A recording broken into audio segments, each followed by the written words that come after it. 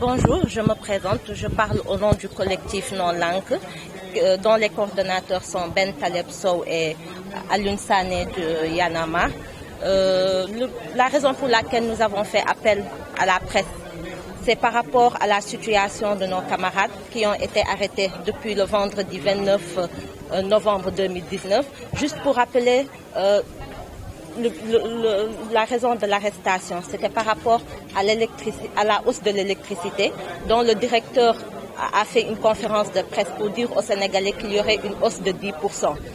Après concertation au niveau du FRAPP et des autres organisations, nous avons senti qu'il était utile de faire une manifestation. Nous avons fait 2 manifestations. La première, c'était un rassemblement à la place de l'Obélisque. La deuxième manifestation, c'était une marche que nous avons demandé au préfet, que nous avons écrit au niveau du préfet de Dakar. Et malheureusement, depuis vendredi, nos camarades ont été kidnappés, placés par la suite sous mandat de dépôt, dispersés dans 3 prisons différentes de Dakar, dont Rebeuss, le camp pénal et le Cap Manuel. Et précisons aussi que Guy Marius Sagna est placé sous haute surveillance. Là, il paraît que là où on place les terroristes. Et si vous voyez, toute la presse a remarqué que quand on allait au niveau du palais pour la marche, on n'avait ni armes ni sable, on était juste des citoyens qui s'indignaient par rapport à la hausse de l'électricité que nous trouvons injuste et injustifiable, impopulaire, inopportune. Et malheureusement, nous avons dit tout haut ce que les Sénégalais pensent tout bas chez eux.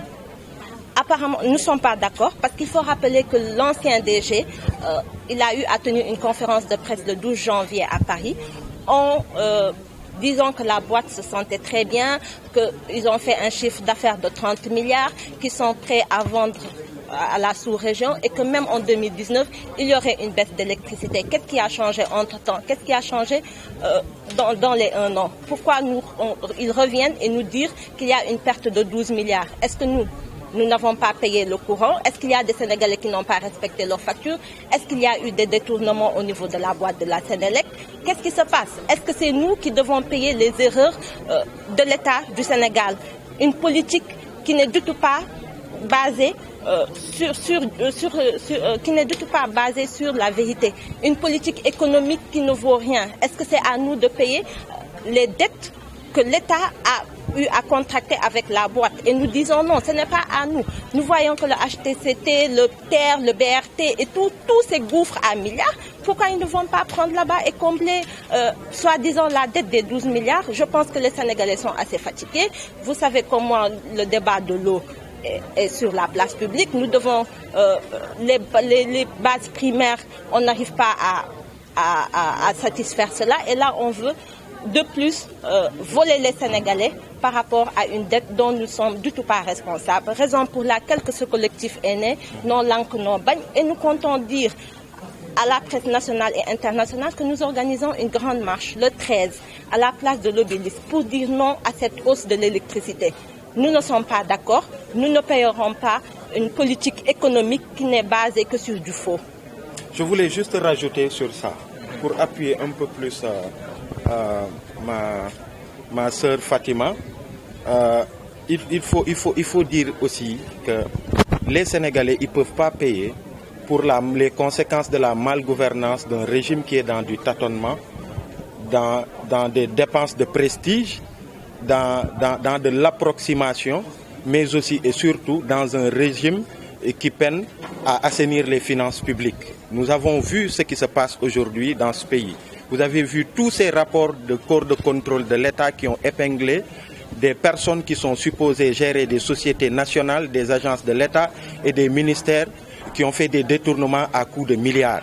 Si aujourd'hui, depuis Macky Sall est là, on faisait la somme de tout ce qui a été dénoncé par que ce soit l'ARMP, que ce soit d'autres corps de contrôle de l'État, si on faisait la somme de tous ces milliards qui sont allés dans des poches de hauts dignitaires de ce pays, en fait c'est une manne financière qui aurait permis de régler la problématique de la Sénélec et beaucoup d'autres problèmes auxquels font face les Sénégalais.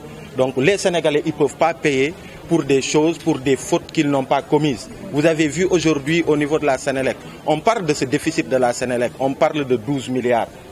Mais on parle du chiffre, de la masse salariale de la Sénélec qui devait être dans les 30% en fait des charges, qui a éclaté ce plafond qui est à 69%. Et aujourd'hui, on veut que le Sénégalais qu'il casque de sa poche pour payer encore davantage. Pour payer encore davantage alors que l'électricité est encore très chère au Sénégal. On parle du Woyofal. Dans l'esprit, ils annoncent quelque chose qui permet d'alléger en fait les factures d'électricité aux Sénégalais. Et aujourd'hui, c'est du diesel. Tous les Sénégalais qui ont testé ce Woyofal, ils voient que en fait c'est du diesel, c'est pas du Woyofal.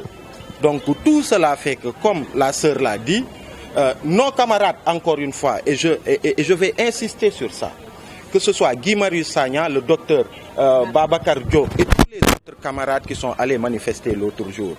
Ils sont allés manifester pour se faire les porte-voix de tous les Sénégalais qui sont dans les foyers et qui pensent que il y a un goutte de trop avec cette augmentation du prix de l'électricité.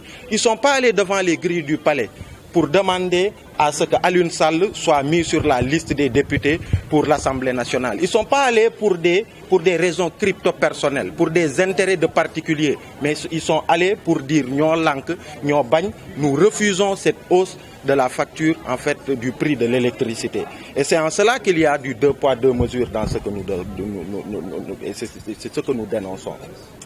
Et l'autre message à l'endroit des Sénégalais qui croient en tous ces gens-là qui se battent pour des causes, qui se battent pour des préoccupations populaires, à l'image de Guy Marius Sagna, à l'image de Dr Babacar Diop, à l'image de tous ces activistes et ces militants. Et moi, j'appelle ce peuple-là et lui dire qu'aujourd'hui, ces militants ont besoin que le peuple soit debout. Si cette question-là, elle passe et que ces jeunes, ces camarades, ils restent en prison au vu et au su de tout le monde, ça sera compliqué pour le reste. Macky Sall dina tek benen djego di tek yenen djego di note askan wi di ko gëna noté lolu, on ne doit pas l'accepter. Donc nous appelons à cette grande mobilisation, cette marche du vendredi 13 décembre prochain, Inch'Allah, qui partirait de la place de la Nation avec comme point de chute le rond-point de la RTS. Nous appelons tous les Sénégalais dans cette marche-là.